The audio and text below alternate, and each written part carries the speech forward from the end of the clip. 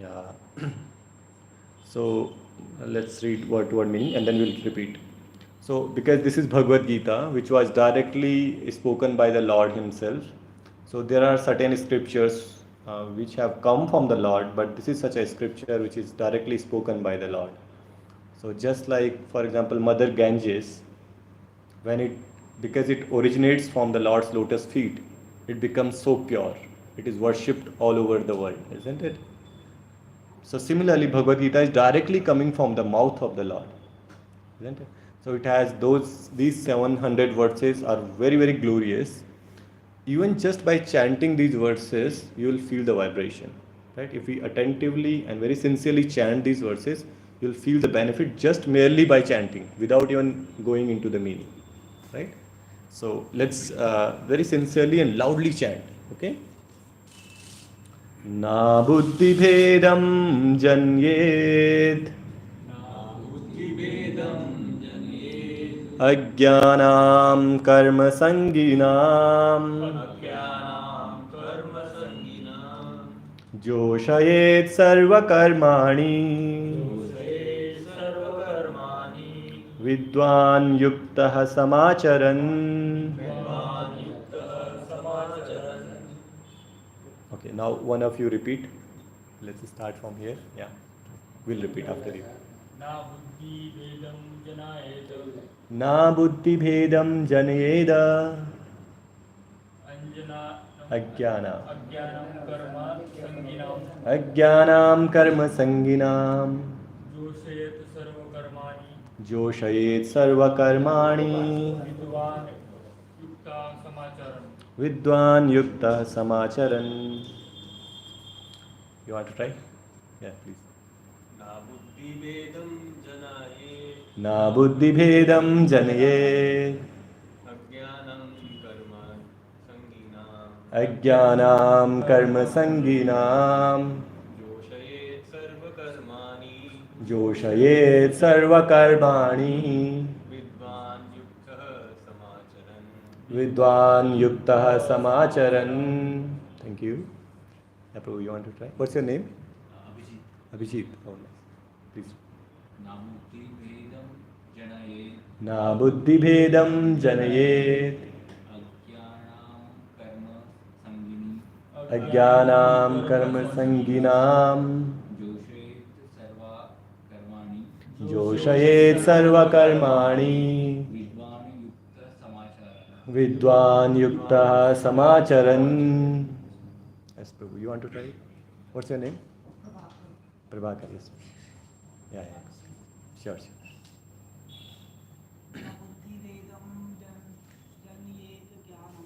Na buddhi bhed janayet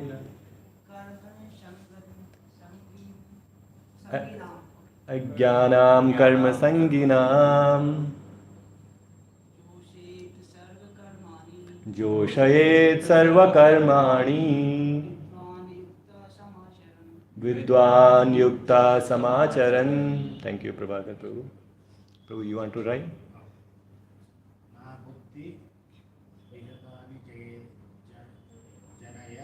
Na buddhi bhedam janayet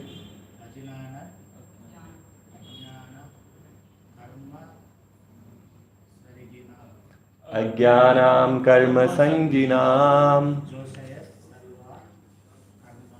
joshayet sarva karmani vidwan yukta samacharan. Thank you.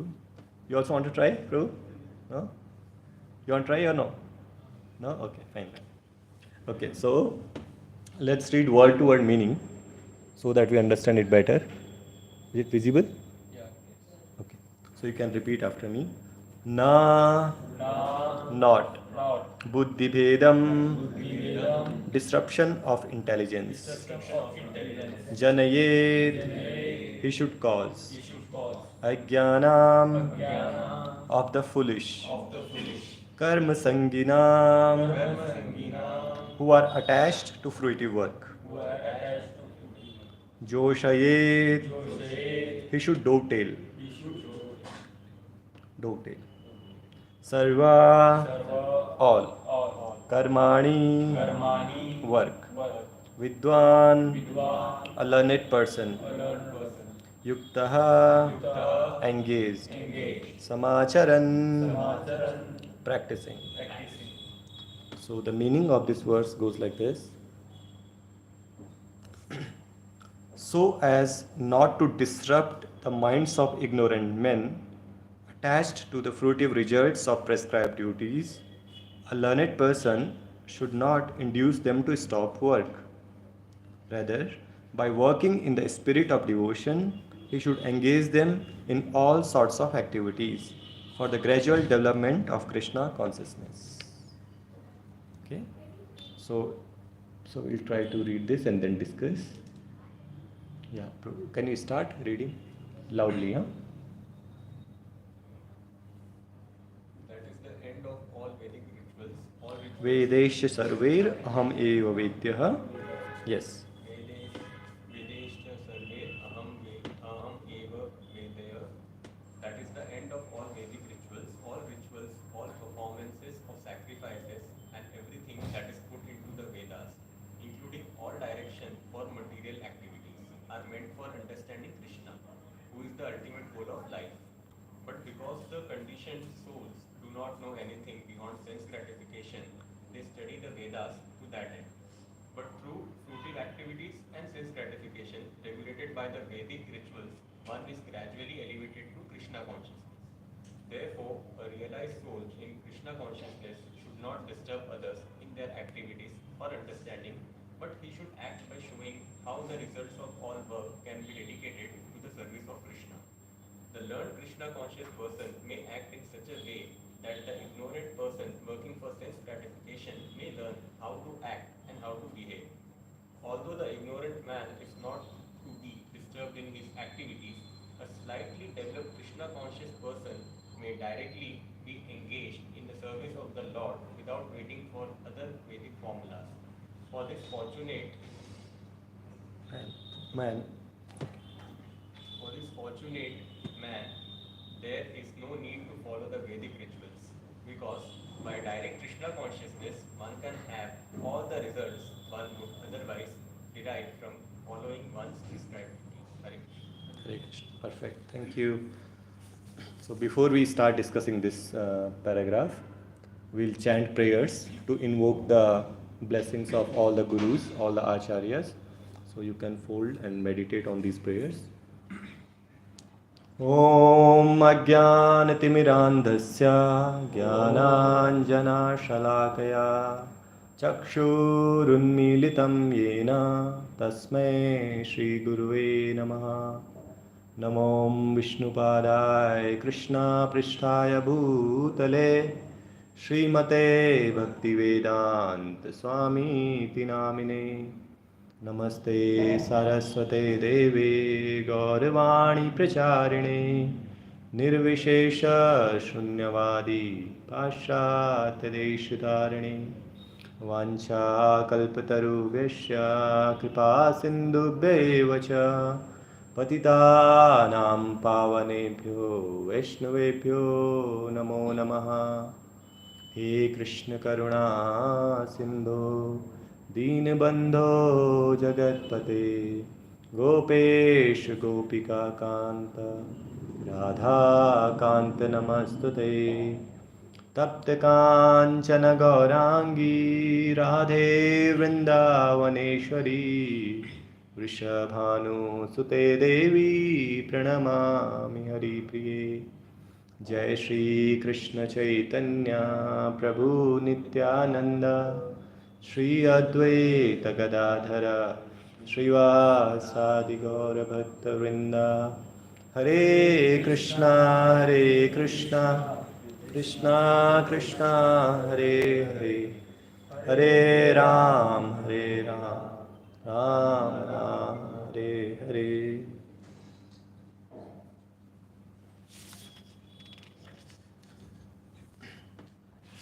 So, ना बुद्धि भेदम जनयेद अज्ञानाम कर्म संगिनाम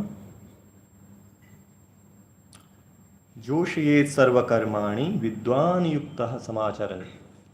so as not to disrupt the minds of ignorant men attached to the fruitive results of prescribed duties. A learned person should not induce them to stop work. Rather, by working in the spirit of devotion, he should engage them in all sorts of activities for the gradual development of Krishna consciousness.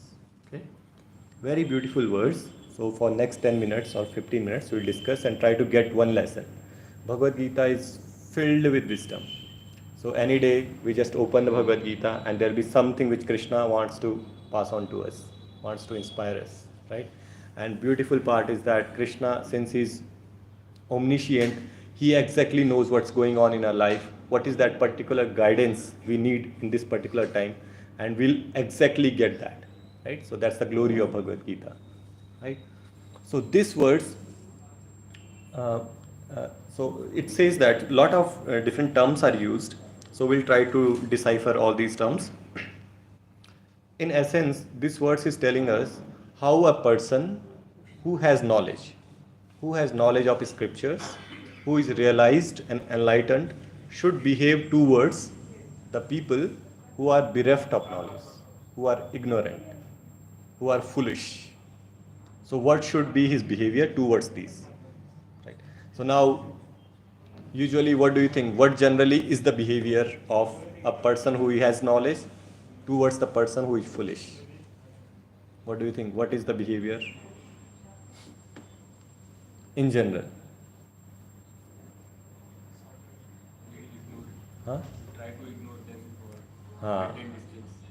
Yes, we try to ignore them. Like we are talking about the normal knowledge. Like in, let's say, a person in the classroom is like he, so usually he becomes very he has a lot of pride, right?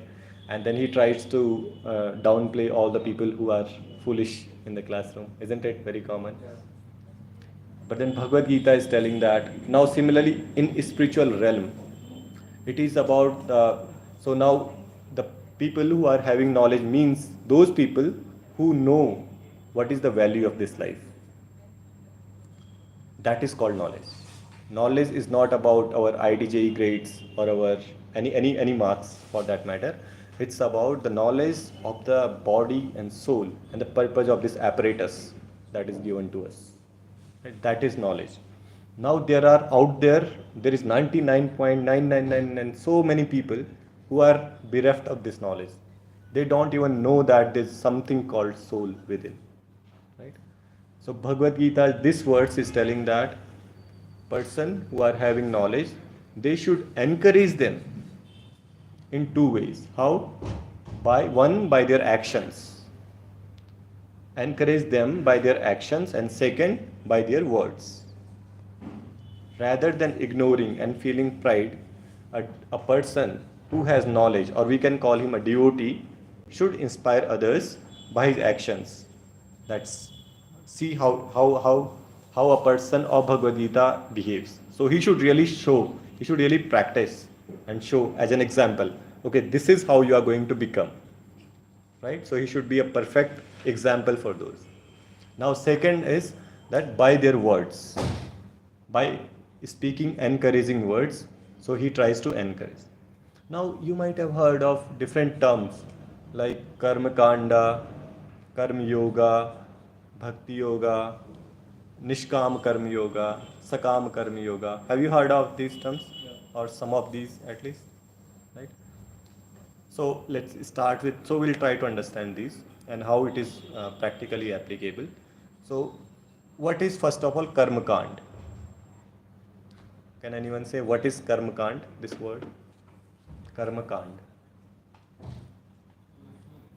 अभी जो भी अपन काम करते हैं दिन भर करते हैं उसका जो फ्रूट मिलता है हाँ एंड में उसके लालच से हाँ जो भी हमें fruit so yeah, whatever we do, so the aim is the material fruits are the aim, right?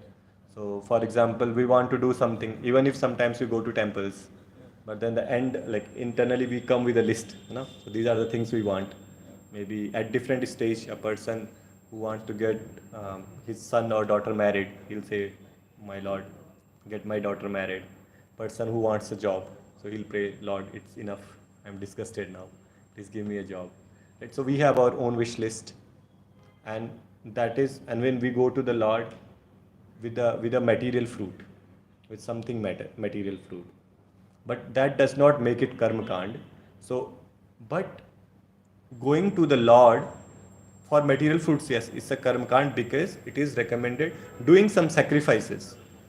That's a different yajnas. You might have seen people doing some fasting, something to these many vratas, these many this thing, or this tree you do this, do this. If that is per scriptures, that is called karma kand, right? Doing something according to scriptures to achieve material fruit is called karma kand. Is this clear? Yeah. So I want to just make sure that whatever we are talking is clear, right? Doing some sacrifices, doing some fasting, going to some tirthas, doing this, doing austerities, different things, but for material fruits. The aim is that, oh, I might get a job, I might have a longer life, I might be free from such and certain disease. Like that is called karma kand. Okay. Now the second, then the little higher version of this is called karma yoga. Right? So a lot of people, even in fact I also, before reading Bhagavad Gita, would think that karma yoga, karma kand, they are same. But karma yoga is slightly different. Not slightly, it's significantly different. Now can any of you guess what is karma yoga or how it is different from karma kand? प्रभु जी मतलब काम करना चाहिए लेकिन fruit की expectation नहीं रखना चाहिए. Fruit की एक्सपेक्टेशन. तो क्यों कोई काम करेगा? Let's say if you go to job and then they say don't expect salary, huh? So will you be interested in going to a job without saying you do this? Yeah, so we'll try to understand. Any other guess? Thanks for trying. This is very nice. Don't get attached with the end results. Nice, quite close. So you have something to say. Okay, similar. Okay. Prabhakar, you want to try? Any other thoughts? What is karma yoga? Don't expect more. Don't expect? More. Don't expect more. Okay. Be satisfied. Santushtam param dhanam. जितना मिला okay. Okay, jitna mila, okay. Nice. So yes, so karma kanda. So we discussed that in karma kanda, people attempt different sacrifices, but the end result is material, right? Maybe job or health or something which is in the domain of this matter or domain of this world. That is, if that is our aim, that is called karma kand. But if our aim is transcendental, if our aim is something beyond this material atmosphere, and then we work, that is called karma yoga. You see? Now same work, like person going to job and doing 8 hours of coding, the work remains same, but then the end result is something beyond the matter. Now what is that? It's not a lot of focus. There's not much focus on that. But this is something beyond. That is called transcendence. Means beyond matter. Okay. Now there can be two kind of yogis: Nishkam Karma Yoga and Sakam Karma Yoga. In Sakam Karma Yoga, you still desire the fruits. Right? For example, I am a coder, for example, and I go to a job. I still want to be a pro in C++, pro in Python, and I want to achieve this and this hackathon score and this and that. But ultimately, when I get my salary, I want to give a portion of that to Krishna, because Krishna is my aim. But I still want to code. I still like to code. I still want to code, and that is called Sakama Karma Yoga. Sa means with, Kama means desires. You still have desire to code. You still have desire for the fruits. Ultimately, not fruits actually, because you are parting away your fruits to the Lord, right? So you are ready to offer your fruits to the Lord, right? But you still have attachment to the work. That is not gone. We cannot say, okay, maybe let's leave that coding seva. Maybe you do some other job. Maybe you wipe this floor all day. No, that we cannot do, because I'm attached to coding, right? So that is called Sakama Karma Yoga. So this is called second level, right? We understood the first was Karma Kanda, then was Karma Yoga, which was one variety was Sakama Karma Yoga. Then is next is Nishkama Karma Yoga. It's quite clear from the meaning. Nishkama. You don't have material desires now. Right? So you are not attached to the fruits of the work. Right? But you still have a particular, the way the work is done, you still have some attachment. Nishkama Karma Yoga. Right? And then the advanced variant of this is Bhakti Yoga. Bhakti Yoga means you don't care about the results. You don't care about the kind of work also. You just do as per the instructions of Guru and Krishna. Right? So we act as Krishna wants us to act. If Krishna wants to act as a prime minister, we are happy to become a prime minister. If Krishna wants to act as a coder, we are fine coding. If Krishna wants to act as a jobless person, we are also fine that way. Right? So it's not, but we have to understand that how Krishna wants us to act. That is also important. Sometimes what might happen is that actually that is our desire to act that way, isn't it? And then we force that down the Krishna's throat, and then we want that this is Krishna's desire. Right? So now, a question for all of you: how can we understand what is Krishna's desire? Maybe Prabhu has given some answers, so now let's hear. How can we understand Krishna's desire? By acting according to Vedic scriptures. Oh, very nice. By acting according to Vedic scriptures. Perfect. Any other thought? This is quite nice. Yes, Prabhu, brainstorm something. Wait. You have a little bit answer. Yes, Prabhu, you also can try. How can we understand Krishna's desire?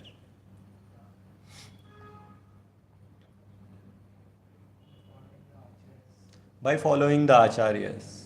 Very nice. By following the acharyas, right? So basically, Guru, Sadhu, and Shastra. These are the three things we should follow or cross-check to know that what is Krishna's desire. Because now, let's say, if you do something wrong, let's say anything, it's not that we all are pure. All of us are trying to become pure, right? So at times when we do something wrong, there is an innate feeling of guilt that comes, isn't it? Very natural feeling of guilt. So what is that guilt? That is Krishna's voice from within, as a super soul, as a Paramatma, who is trying to, even before doing that act, who is trying to guide us, don't do this, do this. But then often we get confused. We are not that pure that all the time we can hear that voice. And all the time we can act as per that voice. So this is the external manifestation of Krishna, right?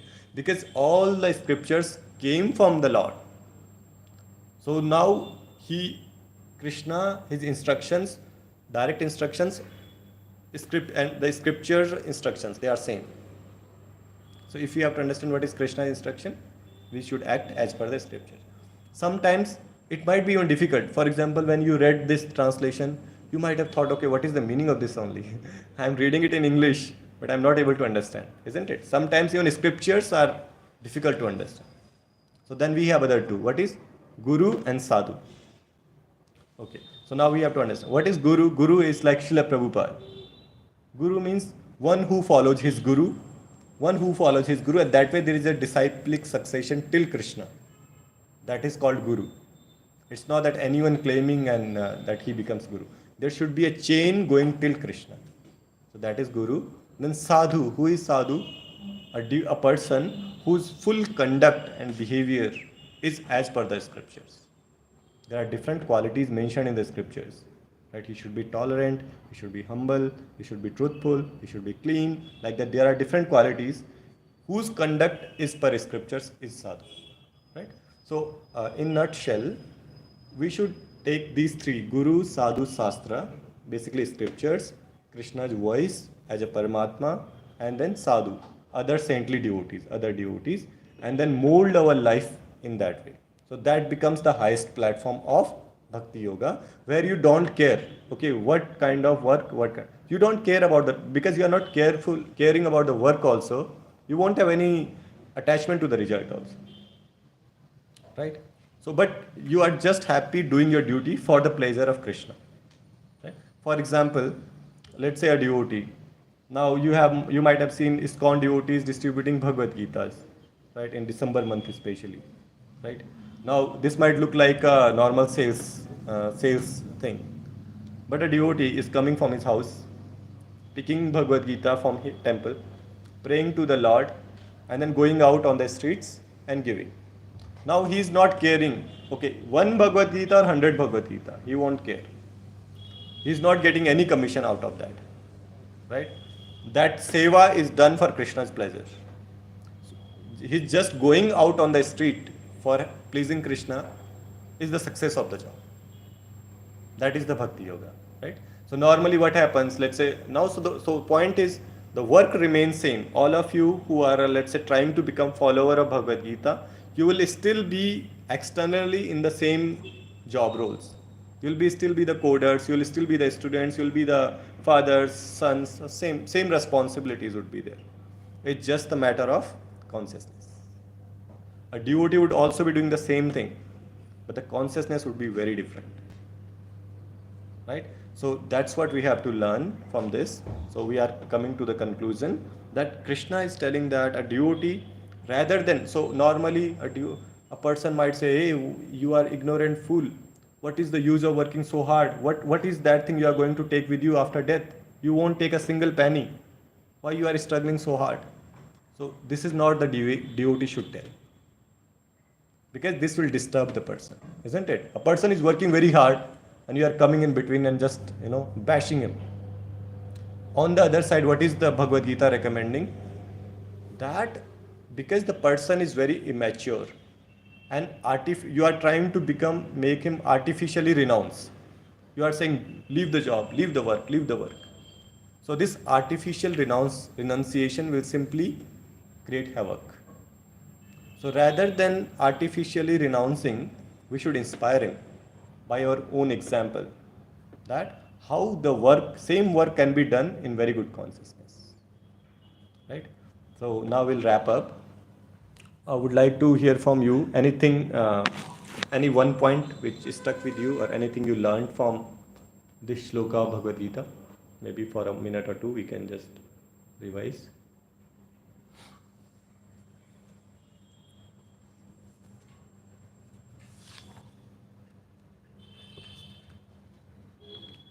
Anything which you did not know before 30 minutes, or something which you learned new in 30 minutes. You have a question? Okay. Well, let's quickly revise. One point maybe all of you speak, something which you learned which you did not know before 30 minutes, or which touched you. Yes, please.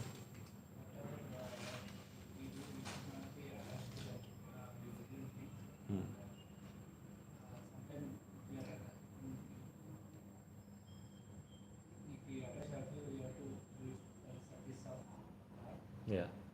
Yes. Right. Exactly. So doing job. I'm also a professional. I work in a company.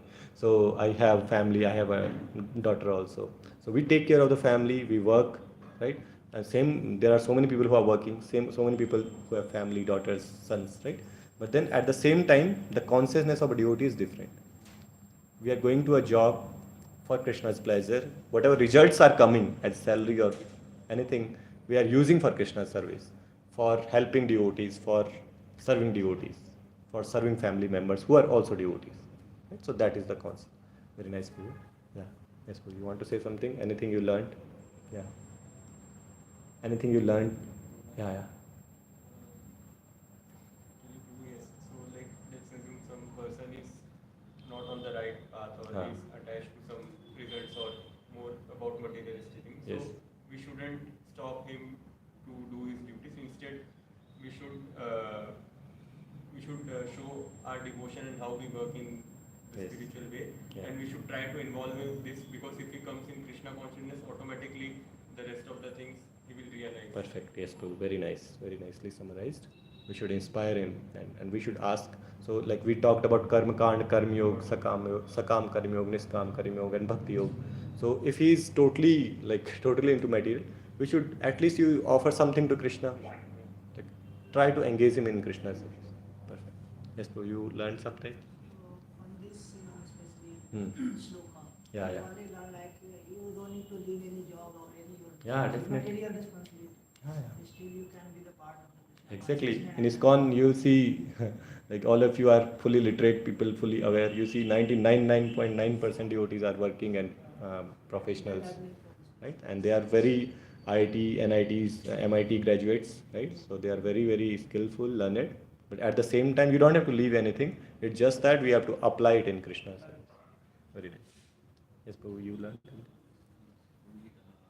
as you told, there are three stages in the Hmm. second Hmm. Sakam Yuga, Nishkam Yuga, Hmm. and Bhakti Yuga. Hmm. So, okay, if the person is living in Sakam Yuga, Hmm. okay, so how he can contribute more towards the Krishna consciousness in Sakam Yuga? Okay. So this is a question, huh? Oh, okay, okay. I thought you are sharing some. Okay, he has also got a question. Okay, so a person is in Sakam Yoga and he wants to become fully pure, right? Yeah, very very good thing. Bhagavatam actually says that akam sarva kamo va moksha kama udaradi tivrena bhakti yogena yajet purusham param. So akam sarva kamova, whether you don't have any desire, you are akam, or sarva kamova, whether you are filled with desires, material desires, moksha kam udaradi, or you have a desire which is beyond this world, which is moksha. In all three cases, what you should do? Tivrena purusham param. You should execute your bhakti towards Krishna in all three cases. So irrespective of the ladder where we are at, we should the base Krishna consciousness we should keep practicing. So Krishna will take care of. We don't have to worry. Oh, I'm at Niskam or Sakam. We don't even know, right? Because it's so subtle. So we should intensify our devotional service, which is chanting of holy names and reading of the scriptures. Then Krishna will inspire us, and Krishna will create situations where we'll find ourselves advancing. Yes, Prabhu, you had also one question. So then after this we'll wrap up because there's a meeting at 7:30 here. Yes. मुझे अभी मुझे थोड़ा बार पता है इसके बारे में। Hmm. अभी कोई मेरा फ्रेंड है जो इग्नोर कर रहा है हाँ उसको हम कैसा रिएक्शन देना चाहिए? हाँ बताया ना श्लोक में कैसा रिएक्शन दे रहा है. So usually the reaction we give, जब आपको इंग्लिश समझ तो आता है ना. So the usually the reaction we give is like we try to show them down. If a person is neophyte, is not mature, so he try to show other person down. Rather, the reaction we should give is try to inspire him, right? By our conduct, by our behavior, right? So devotee is like a perfect gentleman in all the walks of our life, right? So let's say at as simple as, let's say, breaking a traffic light. A devotee does not break a traffic light also, because if we do that, right, that's not a gentlemanly behavior. So devotee is like a fully, though he's a fully on the spiritual platform, but he takes care of the moral values and principles. He does not break morality for that, right? So if we want to, best way to inspire, especially your family and friends, because they know you from long time, right? So anything who is very familiar to you, best way to inspire them in Krishna consciousness is not by speaking, but by your actions. Actions is the best preaching. So especially, and this is especially true for family members or friends, right, who are our near and dear ones. That's good. So you behave very nicely, become very nice devotee, and naturally when they see that, okay, you are becoming so pure and so gentlemanly, then they also take up very naturally. Yeah. Okay, thank you so much. It was very nice. Hare Krishna. Bhagavad Gita ki jai.